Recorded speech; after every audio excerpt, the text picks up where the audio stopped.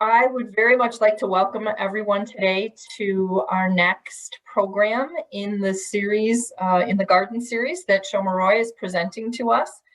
And I know that she does not like me to give her any kind of accolades or introduction, so I will be very brief. But I am going to say at least a few words. So sorry, Shoma, just have to do my job. So after a 20-year career as an engineer working at Fortune 100 companies, Shoma left the corporate world to concentrate on her passion, the Nourishment Projects. The Nourishment Projects broadens perspectives to discern what is worthy of our priceless, fleeting lifetime. This learning experience through the disciplines of arts, intellectual history, and science emphasizes beauty and joy. I am certain you will find this to be crystal clear in the program Shoma is about to present. Welcome, Shoma Roy. Oh, thank you for that very, very kind introduction. And a very warm welcome to everyone to an hour of adventure in the gardens. I would also like to thank the Women's Athletic Club of Chicago and the curriculum collaborator, Lenhart Library of the Chicago Botanic Gardens. It's a joy to work with both of you. And as Susan has mentioned, the Nourishment Project is about joyous curiosity and connecting to something much larger than ourselves. We pivot on scholarship, and here are some of the references that informs this presentation. And if anyone should want them, please send me an email. I'll be happy to share with you. It is peer-to-peer learning.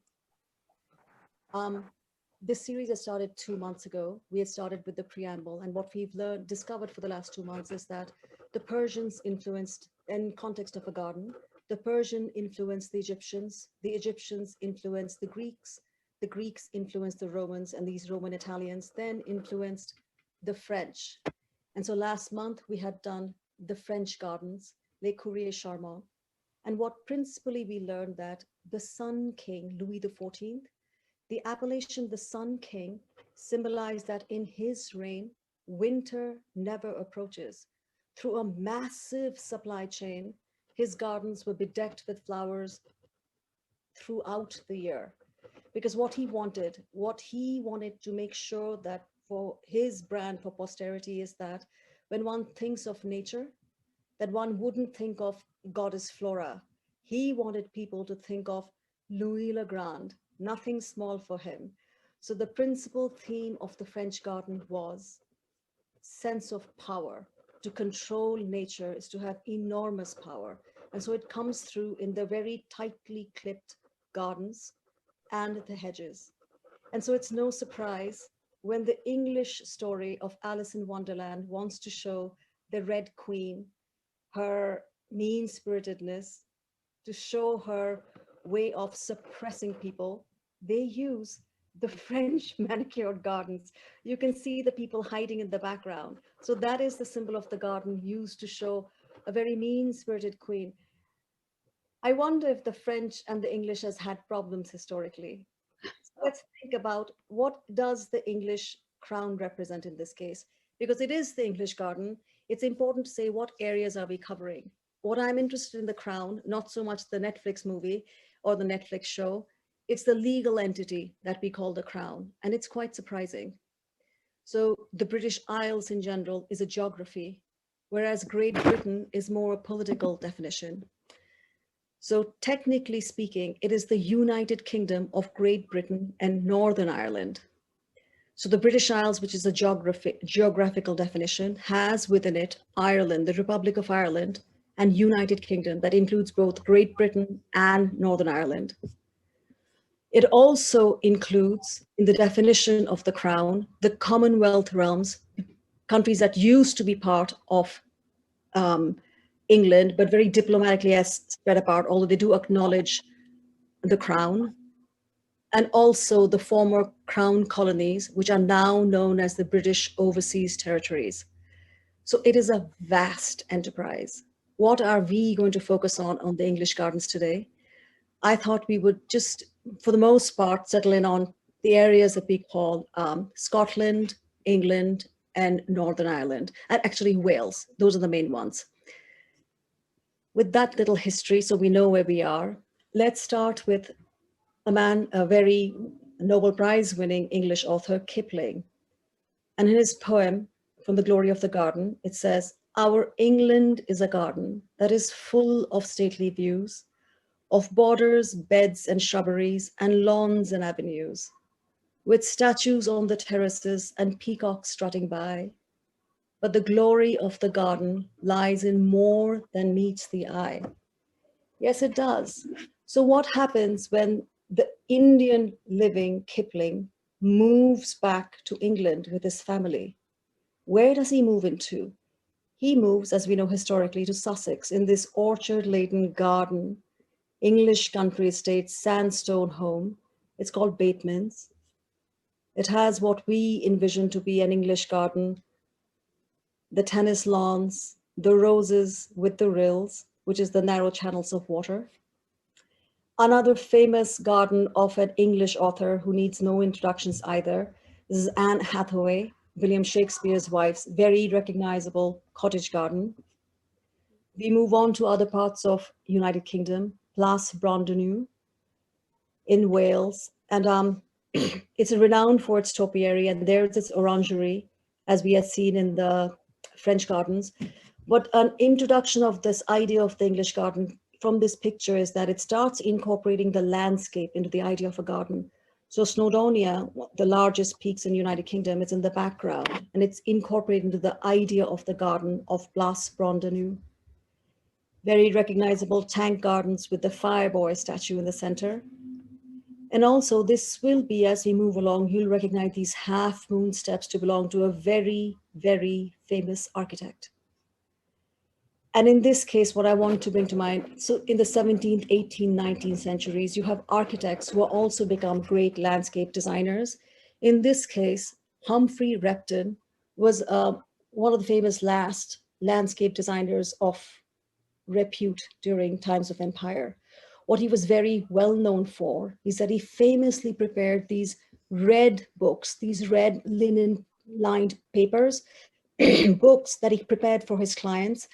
And it had, I'm going to show you in the next one, these you can lift up the pages of the watercolor to let the clients show. I'm going to point now. So this, inside the book, there would be this before. If you lift up these two flaps, it would show you once his designs are implemented, what it would look like. So in this case, this was the garden before, and this is when he's pitching to his clients, once I do your design, it's going to look like this. And indeed it does. That is what it is. This is in Devon, Ensley Gardens. It used to be a cottage. It has since grown into a hotel with a very formal garden. This was the children's gardens, because when he's making these books, he used to pitch to the women of the house and their children how they would enjoy this growth in the English garden. It's really doesn't need any words for descriptions. Wouldn't it be perfect to walk down this flower-strewn venue? And again, we see the landscape being pulled into the idea of a garden. We move on to the Scottish Highlands, and a very recognizable in here would be the giant redwoods. Rhododendrons strewn everywhere. And very also what we see is the views of Loch Ewe. So once again, landscape comes in, the recognizable walled English garden. Another walled English garden by Scotland again, Cambo Estates. And you see that what we would now say the herbaceous borders, not the clipped edges of a French garden. This would be like a signature of an English garden, the soft flowing colors that goes through. Cambo is known for valleys of snowdrops. And along with the garden, I like the fact that the homes, the furniture is in there, speak the same vernacular as the designs of the homes itself. It resonates really well. Moving on to North Wales in Bodnant, laburnums, and this area is renowned for the tinted texture of the light and shadow that comes in when you walk through these arches. This is what they're famous for. And we move on to another very famous estates from the 17th century, Chatsworth. Please bring in this background landscape you see, because Chatsworth is massive. What I want to point out, because it amazes me what I discover the more I learn, I realized in the 17th century, there weren't lawnmowers. That means there were probably armies of people with those scythes, those long blades, swishing, cutting the grass so they can maintain the look of this garden. Can you imagine the amount of effort it took to maintain these lawn-like gardens? But there's more than lawns in Chatsworth. It does have glorified kitchen gardens and formal rooms and gardens where they're growing different kinds of flowers. But its beauty lies in meandering through the woodlands. And once again, to remind you, all of this seeming wildness, it's cultivated wildness. They planned it out like this, because when you meander down this path, you end up in what probably is a full stop fountain back there. It's designed to tell you exactly where to move. Everything is controlled. And it's charming, the whimsy they pour in these gardens from the 17th century. It just continues. This is a mechanical willow tree.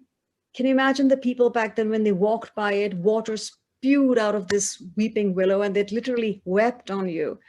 It's written in the history books and it still exists now, the water flowing through this tree, and there's that Pan grinning away.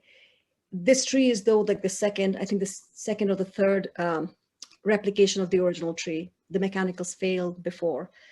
But this is not the only water aspect that Chatsworth is famous for.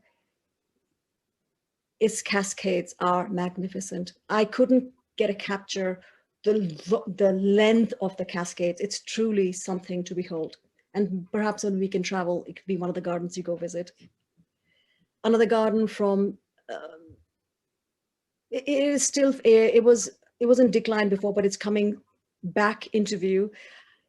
I think it comes from the early 19th century, mid to 19th century, Lost Gardens of Halligan. It has whimsy, but as I just indicated, the gardens had gone to decline over the last few, in the early part of the last century.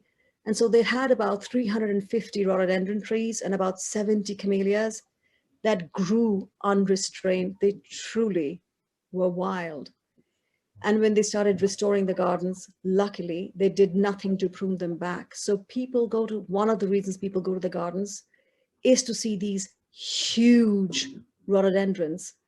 This garden is famous for that. Rhododendrons again in the Exbury Gardens in Hampshire. And in the hazy reflection in the water, they look like Impressionist paintings. It has a steam engine that loops around 1.5 miles. It brought to my mind, because I grew up in my childhood in India, the toy trains that are in Darjeeling, same steam engine, looping around, charming the children. And the understory of these gardens brings to mind the one very famous garden and a famous landscape designer of England. That would be Gertrude Jekyll and her house in Munstead Wood in Surrey. She was a painter, and I believe she paints with the flowers. So her contemporary during the times would be Monet, and she is a big proponent of the arts and craft movement. And there you see the herbaceous borders that is then taken up to be a great identifying pattern of an English gardens. Munstead Wood is her home, and it was directly opposite her mother's home. She was wealthy. And I think it also helped that when she started her business, she was a very astute businesswoman, by the way.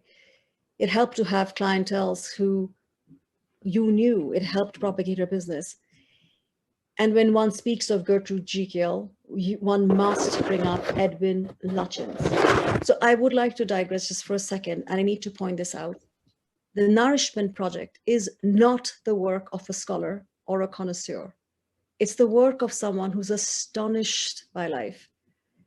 Life's beauty and often heartache leaves me speechless. And these presentations in its truest forms are tributes to the subjects I choose. A ton of due diligence goes into this, but I am very human. I make mistakes. And I am extremely grateful when people take the time to correct me. So last month in the French gardens, I had pronounced the architect's name, Edwin, I had said Lutyens. It wasn't that I was speaking with an accent. It wasn't an Indian accent that was the mistake. It was Indian ignorance, because the correct pronunciation is Edwin Lutyens. And I am so glad that Jack Andrews, you took the time to call and tell me. And this is to the audience. If and when I make mistakes, first of all, I apologize for it. When I find out, I will correct it and let you know. And if you catch me making a mistake, please either email me and tell me. This way we can all learn together. This is peer-to-peer. So the correct pronunciation of the architect, Edwin Lutyens. And the partnership between Lutyens and Jekyll was very successful. They designed many gardens, one of the famous ones being Hestercombe in Somerset. Hestercombe was an established garden before they came to it. It has two distinct gardens. One was a long waterfall cascade, and the formal garden is what they're known for. And I like the picture on the right, because I want us to follow the curiosity of that little girl in there and peek into the formal gardens at Hestercombe. We see the gray borders of Jekyll. This is what she paints. Her impressionist paintings are done by flowers. They are the alliums. And the red hot pokers, I think they're also known as Niphofias. It starts with a K-N-I, Niphofias. What it's very famous for is the Great Plat, a sunken terrace designed by Lutyens and Jekyll. So Lutyens, one of his signature styles is the pergola in the back, made of bricks. And when one looks in the middle, you will see the garden into 4 parts. This actually the genesis of this kind of design into 4 parts comes from the Indian Islamic gardens. Because remember, Lutyens is the one who designed New Delhi in India. Some of those efforts, because India then was part of the British Empire, design ideas came across. And so when you look back into the house at Hestercombe, you can see those half moon steps I talked about before in the garden in Wales. Here are the half moon steps that is one more identifier of Lutyens' work. And Hestercombe has quite extensive gardens and it's very inviting. Another very famous work of Lutyens and Jekyll is Marsh Court in Hampshire. From its original times, it has changed hands quite a few times. In the middle, it used to be an all-boys prep school. Now, in its iteration, it's a private home, and the owners have spent a lot of care and time and resource restoring the gardens. And it's fun to see, isn't it, that original fig tree has survived. Pictures from the early 1900s to recently, about 100 years later now. And Country Life, the magazine you see on the left, I'm pointing to it, is the version of what we now seem to have, Architecture Digest. So this was a very influential magazine or publication back then. And in Marsh Court, we see here the brick pergolas that Lutyens is famous for. And when you look at Marsh Court. Excuse me, Shoma, someone has got not muted and they're wrestling with paper. Please mute yourself. Thank you. Excuse me, but I think it's coming from Shoma. Everybody's muted. Oh, am I moving my leg? Is it? That's absolutely correct. Everyone on the meeting, from what I can see, is in fact muted. Shoma, I've had the same problem. It's your papers are next to the microphone on your computer. If you can move them to the other side of your computer. Sure, I move them completely up. And I think I shake my leg sometimes when I speak. Sorry about this. I stopped in all cases. We should be fine now. So thank you, Sue Gray and Penny and Betty. So hopefully it'll be all quiet now. So the furniture inside Marsh Court is definitely of a different time than the building itself, and it reflects in the designs here. Shoma? Yes? Shoma, may I interrupt you one more time? I'm so sorry. Can you please speak up just a little bit? I have a line in the chat that someone said that it's a little bit difficult to hear you. Is this better? A little bit. Okay. Is this okay now? Yes, better. Thank you. All right, thank you. So when we look at this, I was looking at when they did, thank you, Susan. When they restored the garden, the designs were available. And the sheer amount of plants and flowers used to redesign the garden is stunning. And it made me wonder, where do all these flowers come from? And to answer that, I think it's best to start with, what did Britain, United Kingdom look like then? Well, it was in times of the empire. And so the English garden expanded, as did the empire. So over time, I think it's important to just get a quick snapshot of how English gardens came into being. So when William the Conqueror, we're really going back now, when William the Conqueror came, it was around the 11th century. He brought with him, because it was William the Orange, he brought with him stones from France to set up the castles. And inside the stones were little seeds that we now, well, they spread all over England, and we now identify to be the English wallflowers. They're not originally from England. Move on to the centuries, and we come into the 16th, 17th century. Where did these oranges come from? Well, oranges aren't, once again, natural to England. They came from probably the Spanish term naranja, because the Moors there got oranges. Where they originally come from is India. In India, they call oranges narang. The Spanish Moors call it naranja. And by the time it came to England, it turned out to be called orange. And it's so sweet that when Queen Victoria was getting married, she didn't wear a tiara. Her tiara was made of orange blossoms. But to add to the story of the importance of orange to the identity or the story of England itself, where would Paddington Bear get marmalade if England didn't have oranges? The lovely little bear would move right back to Peru. He would not like it. So one of the first places that grew oranges, in a physic garden of Oxford, they had the citron, the lemon, and the sweet orange. And the physic garden is not so much physics as the physics we assume with Albert Einstein, E = mc squared. This is more physics as in physician. So these were medicinal gardens. They were using it to study properties for healing. As we move through the centuries, so England, with its spirit of adventure, sends out plant hunters. So in comes plants from other parts of the world, Russia and North America. So the horse chestnut that we see here comes in from Albania and Macedonia. And if you might be interested, there's a very interesting connection with the horse chestnuts and Dr. Weizmann, who later becomes the president of Israel. The stories of plants have interesting roots. And I want to thank again Lenhard Library of the Chicago Botanic Gardens for providing access to the rare books in their collection, which shows, I'm going to point to it. So during the times, this is America as the 13 colonies. So one of the things that they're very interested in is in the unusual flora and fauna of the 13 colonies. Remember the place in Scotland where they had those giant redwoods? Those giant redwoods came from America. And so I'm going to point with the marker. It says in here for the veratrum, it says down here, a drawing of it made in the country where it naturally grows by John Bartram. So John Bartram and his son William are quite famous in this plant collecting and providing plants from America.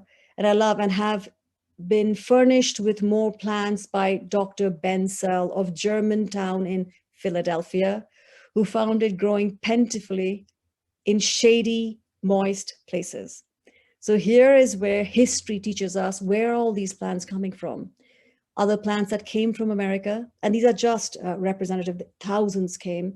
Mimosa pudica, I just liked it because if you touch the leaves, they close. I'm sure some of you have seen it. From Tradescent, another plant hunter, comes the Arctic rose, because they went everywhere, Russia, South America, all of it. From South Africa, which was usually, originally would have been places that the Dutch went through by the Dutch East India Company. We have the Agapanthus africanus, the blue lily. And we've seen the blue lily in the collection that comes when they were restoring the garden at Marsh Court. So in those drawings, it shows the Agapanthus africanus, the white version of it. And the flower next to it, the Nymphophias, we call them red hot pokers. It comes from South Africa. And the story continues. This is a really cute little one. I believe in America, we call these asters. In England, I believe they are called Michaelmas. And the charming little story there is in 1752, England was transitioning adopting the Gregorian calendar. And somehow in the adoption, they lost about 11 days. And so nature doesn't care about human calendars. It blossomed when it did. And so with the new calendar, it blossomed near the end of the month by the new markings around the time of St. Michael's feast. Hence, these flowers are called Michaelmas in England. We move on where right now you're in the context of where James Cook and explorations going out towards the Antipodean period, which is Australia and New Zealand. From there come Leptospermum, which is the tea tree. Along with tea tree, other plants that come into the English vernacular is myrtle. And historically, a sprig of myrtle is always carried, well, since time of Victoria, I believe. A sprig of myrtle is carried in the wedding bouquets. I think this is a picture from Kate Middleton's marriage. The 19th century sees plants coming in from South America, Chile, the monkey puzzle tree. I specifically brought this one because Kew Gardens is more than a garden. It is a great place for conservation in its own place, just like the rhododendrons, which are not from here. Rhododendrons are from Himalayas. Rhododendrons, monkey puzzle tree in its own geography are endangered. They're being lost for many reasons. But there's a big conservation effort going on at Kew now. So they serve a great purpose. And in the 19th and the 20th century, India, the Himalayas, Japan, and China opened up, and it's pretty much the Aladdin's cave of flora and fauna. This is where the immigrant plants flow into the gardens, the Royal Botanic Gardens, not just in England, which is Kew, in Scotland, in Calcutta, which was part of the British Empires. They come in, and the botanical gardens, yes, they have a purpose of scientific purpose, but they had a huge economic purpose. So when they discovered, quotes, the rubber plant in Brazil, it helped drive the economies of British empires because it is a business. And thank you again to Leonard Library for having access to these documents. This is a book from the Royal Botanic Garden, Calcutta, because they had discovered the orchids in the Sikkim Himalayan regions. They are gorgeous, nothing further to say. I started laughing when I saw this dedication. So Joseph Hooker, I guess he had so many appellations, they just put down, etc., etc., etc. And I didn't know if it was needed as a cordial token of admiration and respect. How sweet. But we see the drawings in here done, capturing the botanical drawings of these. And I wanted to point out a lot of them involve the drawings of the local people of India. And from the name, I know Chitra is a female name. So these drawings are as much artistic work as they are scientific. Some of them, without being torn out of the books, should come in the art institutes. Another plant that was discovered, joint collaborative effort by the Royal Botanic Gardens of both Kew and Calcutta, is this plant. Known by its scientific name, Camellia sinensis, we better know it as tea. And this plant changed history for quite many countries. There was a tea party in America that changed our history. This plant changed the history and the land geographies of China and Hong Kong. And it has a fascinating story behind it. Joseph Banks and Francis Kingdon Ward, the reason I've included them here is that you have plant hunters for a long, long time, both 18th century and through the 20th century. And these are Francis Kingdon Ward is god of plant hunting, and he writes like a dream. If you have the chance, in the reference, one of his book, The Land of Blue Poppies, they write beautifully. What's also interesting during this time is that Josephine, Napoleon's wife, she came from the West Indies. She was a great, great plants person. And during the war, the Napoleonic War, where the French Empire was fighting with that of the British Empire, it was very telling that she had a garden in Malmaison, and lots of the diversity of the flowers was a big deal. She loved different flowers. And it's very striking, even during the times of war, the British Admiralty had strict rules when there were ships coming, bringing new plants from the West Indies for her gardens, to aid scientific discovery, to help humanity, they made sure that these ships were not attacked. I just think it's really nice that at some level, there's always some decency and modicums of behavior, no matter what else may be happening somewhere. That speaks very well of us. And so, yes, in the picture, you can see the black and white swans floating in the lakes there. But isn't it funny? Note, Josephine came after Louis XIV. This is what her French garden looked like. It looks rather English by every effort. And it looked English to her husband too. Napoleon initially did not like it because it was too English for his tastes. So here we begin to see aspects of the, how shall I put it, nationalization of nature. An English garden versus a French garden versus the Dutch garden versus whichever garden you want to pull it. And I'm sure many of you have been there. Dumbarton Oaks is a great source for finding archival material. So this is the book, The Flower Gardens, and he had different depictions of garden. And I just wanted to juxtapose the two gardens there. The French garden, very different in look from the English garden. And this did not happen by accident. So during these times, what is also brewing is people like John Ruskin, the painter. He's been writing Lilies of Queen's Gardens, which in effect, what he does is he conflates nation and garden. And in there, he introduces the gender into the equation. So what he wants to show is, just as the Kipling poem was, our England is a garden. Yeah, it is, according to Ruskin. Our England is a garden that is cultivated by virtuous women when they raise good children in Christian light. And so this is the idea that is during the times when how do you design an English garden? So even though the landscape designers may have contested ideas within, the overall frame was, the idea will be not manicured, clipped gardens. It'll be cultivated wildness, natural wildness will be the look of England. And so this has been pushed through, it gone through with the arts and craft movement. So the Wild Garden, William Robinson, he precedes Gertrude Jekyll. So she's influenced by all of this. In his book, The Frontispiece, and I took the picture from the Library of Congress, but so that it doesn't seem like an eyesore, I cropped it and I blew it up. Beneath the picture, it had this quote in here: I wish it to be framed as much as may be to a natural wildness. Yeah, when pigs fly, Lord Bacon, because this would not happen. If you look carefully during Victorian times, there is no way without protection a Victorian woman with her child would be walking through natural wildness by themselves. It just doesn't happen because this wildness is very carefully cultivated. And that is what we see happening because there are publications going on during these times. And so these flower fairy books, even Henry James, the American expat who writes books, he used to do exhibition catalogs for painters like Parsons, who did lots of English landscapes.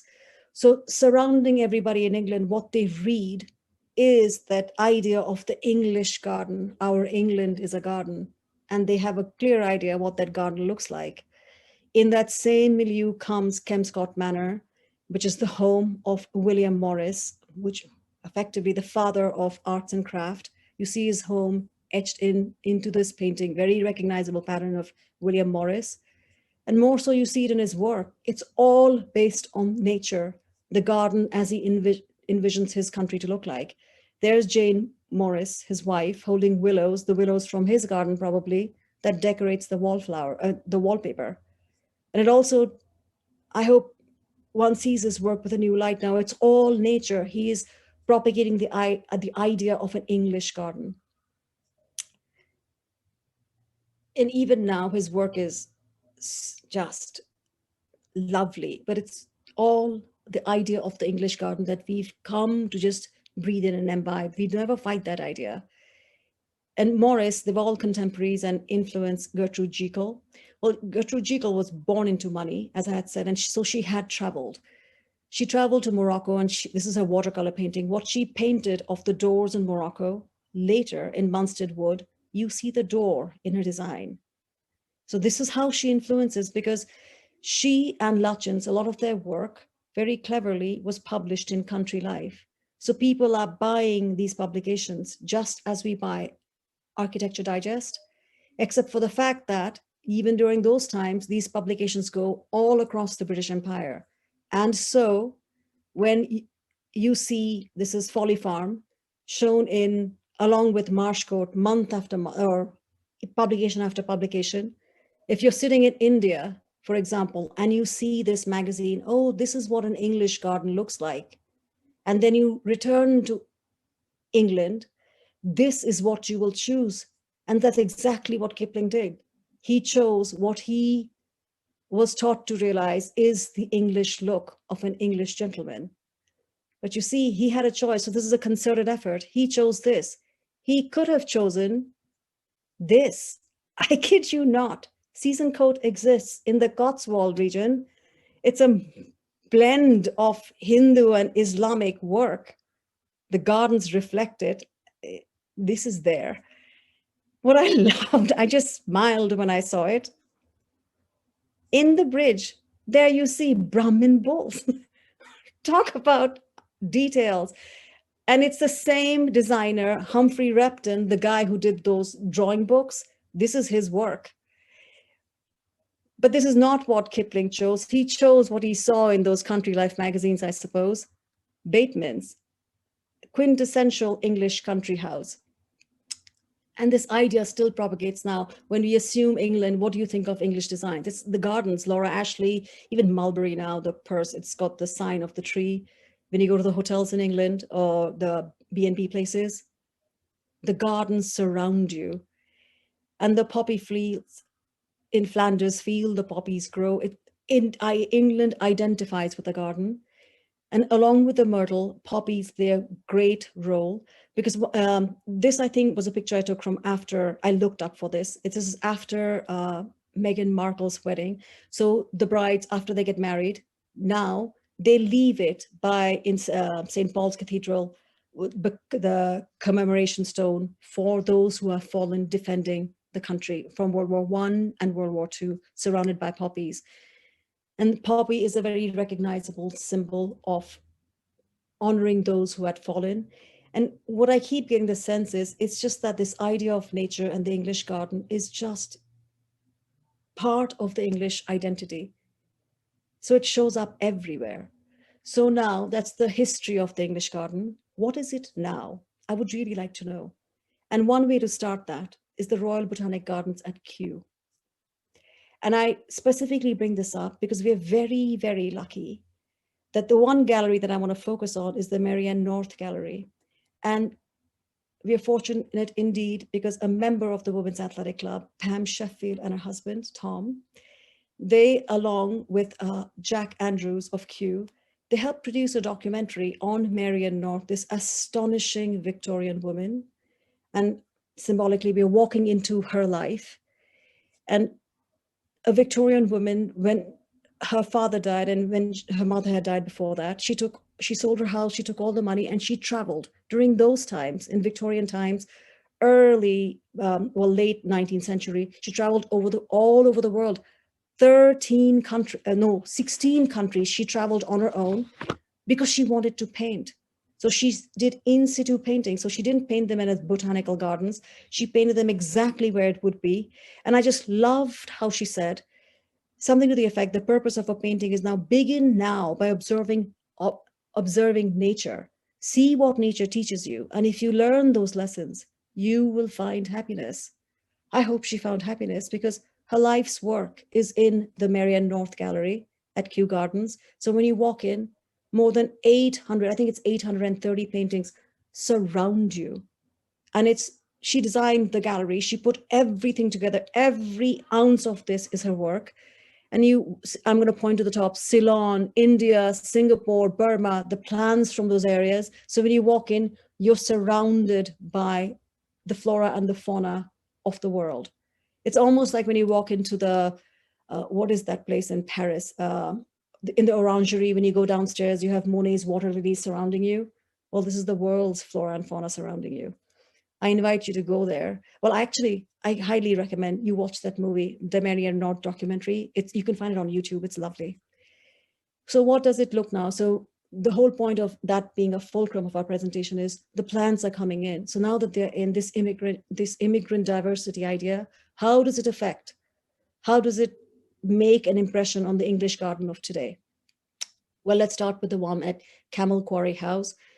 The slates by the quarry is used for the decoration, and this was designed by an Irish gardener, and she won the Chelsea Flower Garden Show, I think in 2002. She beats very strong competition, even at the gardens of Highgrove of Prince Charles. And look at her design. She incorporated the fossils that the owner collected. And if you look, and the more you look at the garden, how clever. It's the yin yang. And you can see clever, clever women, steps leading into contemplation, as you would see steps when you look at a Japanese tea house. As we move forward, shoot house. Oh my God, it's a very playful version of a very classic, or at least I think so, a very classic English garden.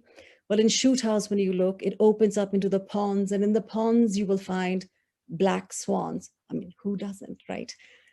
God, but it gets better. If you look at the rills from far away, it looks like it's one plane, but it's not. It really cascades. So the rills are of different geometrical shapes. You have rectangular, you have square, you have circular, and I think it's octagonal maybe. It looked circular to me when I saw it from far away. But as they drop down, there's a bubbling fountain in the middle of it. But what's even more stunning, so that it's cascading down another of these water flows in this garden, because keep in mind, we'll find out as we move along, one of the, how shall I say, inspiration for the garden, for shoot house, is the Islamic garden, and the Islamic gardens pivot around water. So you see the water element in shoot house. And what's most beautiful, that each of these waterfall has a series of, I'm going to point to it now, copper chambers of varying dimensions. And so as the water emits different notes, it forms a musical scale. Isn't that lovely? Well, the shoot house also, again, in a traditional sort of way, incorporates nature into the landscape. And so in here, there would be what is the ha-ha. It's a demarcation without having a very obvious line separating the two. So what a ha-ha does is it's a drop in the topography of the land. So when you're sitting far away, you see it broadens the landscape. The horizons for you get broadened, but there is a separation. So it would separate the cattle grazing area from the areas of your formal gardens. And we'll see more of it as we move along. I wanted to point this garden out because by the way, this is a husband and wife garden. They hired one of the great 20th century landscape gardeners to design it, Jellicoe. But the husband and wife themselves are people they would have the taste to have this. I think he was the retired chair of the Wallace collection. And the wife, her mother was an established gardener, an English gardener. So that couple would have taste. Their garden's lovely. Herderton House is another husband and wife garden. And I love it because it's a 40-year passion. The two of them designed this garden with love over the years. It is something entirely different. So the texture and the colors of the garden, and even this situatory, I mean, 40 years, I think they're waiting for the U, I suppose, to join together. But when you wait 40 years, what's a few more? And when you see the flower petals lying on the ground, it's almost as if the petals are like teardrops, regretting that the summer is gone. The imagination that goes into creating a garden like this, and evidence of this is, these are the hand-drawn garden designs done by the wife that then she and her husband put into practice. Look, it's all drawn by hand. She knows all the flowers she wants to put in here, and the plants change. It's not the same steady planting every year. And so, yes, they have colors of nostalgia in here too, mauve, gray, all of that. But they were also influenced, and in an interview that I read of them, by the color patterns of Mondrian, the striking primary colors. Moving on to another garden, another husband and wife garden. This one is something, it stunned me, the garden of cosmic speculation. So in this, you see the snail mound and the snake mound. The genesis of this garden, the inspiration for this garden are the fundamentals of physics. And as we look, it is sculpted landscape done to massive scale. And this is the black hole terrace. It almost looks like the pattern is falling onto itself, like the black hole collapsing in terms of physics, but it's really not. It's like an optical illusion. Look what it is. It's two separate patterns done so brilliantly. The husband and the wife designed this together. And this, the house pattern you see here, it's symbolizing the Big Bang with the steps leading down. And each of the landing terrace of this has specific drawings and symbolism in here, which leads into back into nothingness, these ideas of physics, that it'll come from nothing, goes back to nothing. It's marvelous. And the fractal ponds, this idea of fractals, patterns that repeat in nature. It also repeats the sacred geometries that we talk about, shows up in this garden. It's a brilliantly intellectual garden, or so I thought. By the way, definitely a science garden, because when these DNA structures were put in place in the garden, it was inaugurated by the co-founder of the DNA, Dr. Watson. He had come. As I was saying, I thought it was a very intellectual garden till I saw this part of it. It's a 30-acre garden. And when things get better, when in the sense that we can travel, this is the one garden I want to visit, because it is a private garden. It's only open one day of the year, and you can only get tickets to it from the Garden Clubs of Scotland. So I have no idea how I'm going to get that done. And every penny proceeds towards a cancer research or the cancer centers they have there, because his wife died of cancer. There she is, Maggie. And it just transformed from an intellectual garden to a passion project for me, for a garden, because he put that statue as a tribute to his wife in a spot where she used to sit with him and design the wilderness of the garden. And so there she is sitting. And so that it takes an entirely different meaning, doesn't it? The garden of cosmic speculation, speculating, where is my place in this cosmos? What do I have to offer? There's a garden. Modern gardens keep going. The Crossrail Palace Garden, it's in by Canary Wharf. So it is a train station, but look, when you go into the train station, here are the train, what do you call these things? I'm blanking out, whatever, wherever you get on and off. Train stations? Wherever, stop one, stop two, I don't know what they call them in England. Platform. Thank you. Sometimes I just blip out. Thank you so much. Between the platforms, there's a garden, the Crossrail Place roof garden. And it's so wonderfully done, this idea of immigration, and the world comes into the garden. Here you see the Persian silk tree in there, along with a bottle brush. The reason I put the bottle brush in, it happened to be my grandmother's, a plant that she had in the garden. She used to often talk about it, and I love my grandmother. So there she is. And it's very well marked, so it'll tell you where all these different kinds of flowers come from. We should suggest it to the CTA and Metra here. Another very fun garden here is not here in England, obviously, Northumberland, the Alnwick Garden. Your children or your grandchildren may know of them, because this the Alnwick Castle that was used for the Harry Potter movie when they were doing the Quidditch games. That's the castle they did it at. But in this area, the owners of this garden, they have quite a vision and they have adventure. They break with tradition very, very well. And they're not always embraced by the local gardening clubs. But look, as colors change, the look entirely changes. And as an homage, first of all, look at the whimsy. Here is actually what would be essentially an Islamic concept of the waters cascading down. And that beautiful story of the fox and the grapes, which is all about, I couldn't have it. Oh, shooks. Well, the fox definitely gets the grape well within the fox's reach. The more you look, the more charming things you find in the garden. And one of the most popular items there, it's an homage to what was the physic garden, which is a medicinal garden, is the poison garden.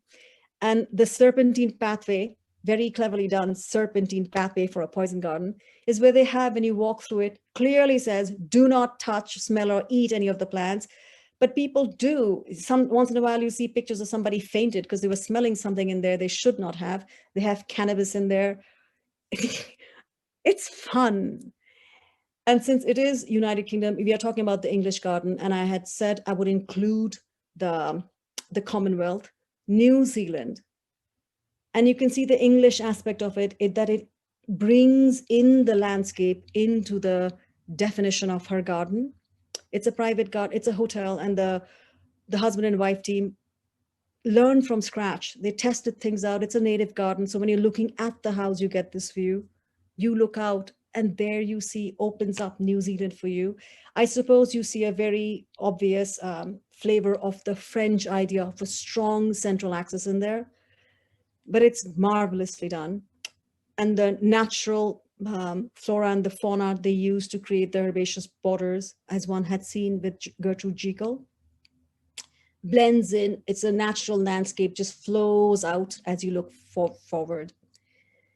And the one garden that I'm very excited to see as it gets together is a network of forest preservations that is being spearheaded by the Queen's Commonwealth Canopy. All 52 members of the Commonwealth are signing up to protect parts of their biodiversity. It's a wonderful way of doing what E.O. Wilson had written of Half Earth, save spaces of biodiversity. So it provides a link for all living creatures, not just humans. So we've talked in depth about English gardens. So the last two gardens I want to speak of, I want to check on the time. Good. The last two gardens I want to speak of, one is a garden masterclass in England. Not so much that it's an English garden masterpiece, but it's a masterclass of a garden anywhere it would be, Rousham. And I'm going to remind the last two lines from the first stanza of Kipling's poem, with statues on the terraces and peacocks strutting by, but the glory of the garden lies in more than meets the eye. Okay, let's walk into Rousham. You do see peacocks strutting by in that garden. It is something else. This garden is a wonderland. Here are the pergolas, definitely not brick pergolas that we see of with Lutyens. I'm not criticizing anybody else's design. I'm just pointing out the feeling one gets in Rousham is a feeling of exploration and discovery. So when you imagine when you're walking in this gravel path and your feet are crunching, the sound of the rill, sound of running water gently guides you, because as you're walking through, you will go past statues of Apollo and it'll bring you to the octagonal pool. And it is a very influential garden because you will see an octagonal pool, another very famous English garden, Hidcote. And as you keep looking, I feel bad for the designers, and this garden has been around for a long, long time. They never, and this garden was designed by William Kent. He's a very famous English gardener. His pupil, so to speak, was Lancelot Capability Brown. He's very famous in the English landscape design. But I suspect the skeletons of this garden was laid by Charles Bridgman. What William Kent did brilliantly, he lent beauty to complete the garden. But I feel bad for him because he never got to see these trees mature into their splendor. Only we can see that. And since I do see it here, here is what a ha-ha is. It separates the garden from what would have been the space for the cattle to feed. So if you're standing here from the perspective, the ha-ha is simply giving you a broader landscape. And so this is, I think, a superb garden. And there are facts about the garden that make it even better. There are no cafes in here. There's no gift shop. None of that exists. It's privately owned. They have zero interest in commercializing it. They clearly say, bring good walking shoes, have a picnic, but that's as far as you get. There's no commercialization in here. There are aspects in the garden I don't really care for because I think William Kent, and that's just my opinion, but William Kent was, he had great painting training in Italy. So some of the statues you see in the Venus Veil, it's the Venus de Medici, that naked woman statue. Nothing new there. And then the more I read about the garden, I had seen it because I'd been there years ago. I can't go there now because I've got those little kids. I have to wait till I can take them or leave them and go by myself. They had a garden, they had a statue of a lion attacking a horse. And I had thought, oh, what's this? Because it symbolizes, actually, it's the British lion attacking a Spanish horse. So it's got a political message in there. So it's very interesting. And from here, what I want to show is what I think, and a lot of people think, without a doubt, an English garden masterclass, the Sissinghurst Garden, made by Harold Nicholson and his wife, Vida Sackville West. And right off the bat, the note left by the gardener, if one reads it, the verdant fecundity of spring is replaced by a garden more comfortable and at ease during July. Enjoy the potency of the cottage. I happened to be there in July and I just wanted to show this picture. It's just done right simply. And in the cafe, they have a simple basket with what they pulled from their kitchen garden. And the whimsy of having a hare sitting there guarding what would be his lunch. It's so sweet. And when you're walking and you have places of benches to sit, discreetly, quietly on the side is another wicker basket with cut flowers from the garden itself, all done gently. It's not there to clamor for attention. And when one walks up the tower, Vida Sackville West is a prolific writer. She's penned lots of books, and you see her name as you're walking up the tower, up to her library. A very educated woman, a very progressive woman. She was a great adventurer in many aspects. But what she brought that was revolutionary during those times is the aspect of gardens with rooms. So they are the walled, what we expect of a walled English garden. She broke up her garden into different rooms where each of the rooms had a theme. And she was a contemporary of Jekyll and Lutyens, and she would have known William, if not personally, times of William Morris. All of that influenced her. You see her, the colors that show up in Sissinghurst and the leaded lights of the priest house in there. You could rent a place, you can stay there. And I would recommend staying there in one particular night, because what she's very famous for, and I highly recommend it, is the alum garden, the white garden. And the idea of an alum garden originally is from India. Her friends Jekyll would have known it. And so what happens, this garden is full of white flowers, white roses, ferny castrums. It's a foam of silver and white. And as dusk descends, the intense jewel-like colors of the flowers from the other garden rooms, it sinks into the shadows. And so the white garden comes alive. And these white flowers glow in the half light. And if you add another layer to it, imagine going there on a full moon night when the pearly luster, that luminescence of the moon bathes all these white flowers. They glow. I mean, the white flowers glow, the silver leaves gleam. It's just, add to it the perfume of the garden stalks like Nicotiana, the jasmines. Put in a little fluttering of the nocturnal moths going in and out between the flowers and the ecstasies of the insects. The enchantment is complete.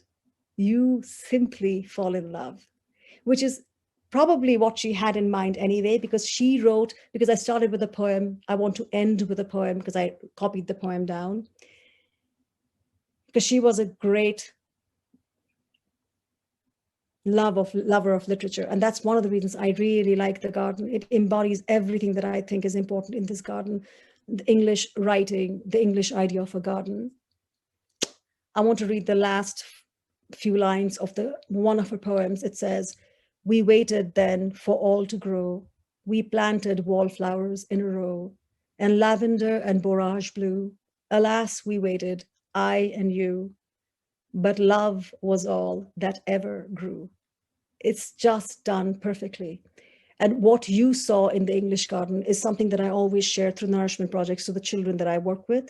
And I like to show you the responses of the children to a shortened version of this presentation to the gardens I'd shown them. And I interact with them, and I have covered their faces up for privacy. But I went over the principal gardens of the famous gardens in England. And I had asked them as a homework, write a letter. Imagine you're writing a letter to either Vida Sackville West or Marianne North. What would you write if I asked you to design a secret garden? And so I want to show you one or two examples of their response, because isn't it interesting, peer-to-peer, how does an adult me see the garden? And how do they 7-year-old, 8-year-old second graders see the garden? So here's one, a little boy, he wrote, "Dear Miss North, I like all of your paintings. It is so cool. I wish you will make more paintings and send them around other places so people like me and my whole classroom can see them. You're awesome." Another little child writes, "Dear Vita Sackville West, I like the Royal Botanic Gardens at Kew. I assume the child makes the gardens up, but I don't care. They're responding to the garden. The roses were very pretty and the fruits and vegetables were very nice. I like that the garden was by the water. Keep up the good work." Indeed. "I can't wait to see what else you create." And what's also fun, he goes on to write, "Something in the future that I would want someone to discover in my secret garden is apples and lettuce." And so I had asked Castle, what's with the apples? And he said, well, if I'm designing a secret garden, he thought I wanted him to design an American garden. And if you look at the date, it is during Thanksgiving time. It's around the time of Thanksgiving. So I think apple pie was in his head. So he thought quintessentially an American garden would involve his favorite apple pie. So he would have apples in his garden. It's just so fun. And as in legacy, when I asked them what are their legacies to them, you could write the letter in any form you like. This child writes, Cameron, "Marianne North, thank you. Thanks for teaching me about faraways." I think he meant faraway places, that she went and traveled, brought it home and made him interested in traveling. I think that's such a wonderful gift. And for Vita Sackville, she said, "Thank you for teaching me about nature."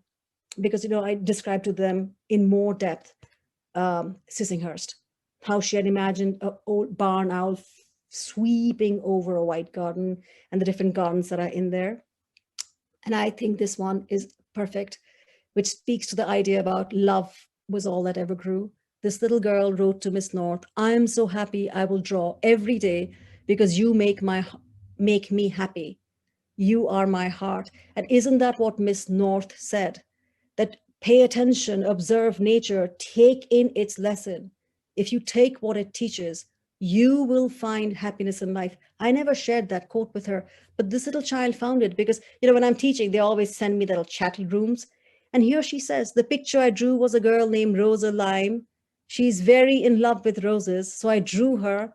I was inside my happiness place." I hope Miss North understands that because she made that little girl very happy. So as the story goes on with Gardens Cultivating Beauty, we have finished the French gardens and the English gardens, which under the concept of the cultivating beauty were the forms of beauty.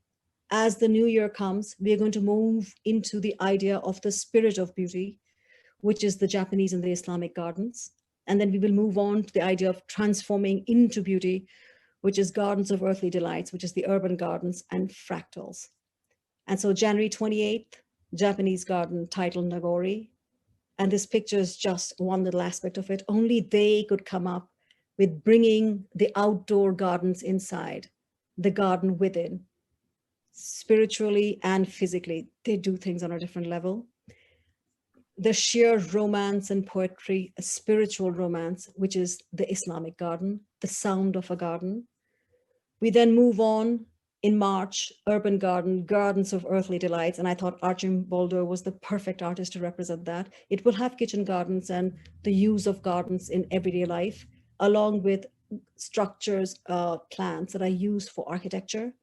And it ends finally in the Cultivating Beauty story in forests. And I thought the gray look of Mondrian perfectly summarizes that. But most importantly, it is the holiday season, regardless of whom you may worship. All prayer is attention. I wish you and your loved ones Happy Hanukkah, Merry Christmas. My attention is always love. And so through it all, now and always, I wish you joy. Thank you for your time.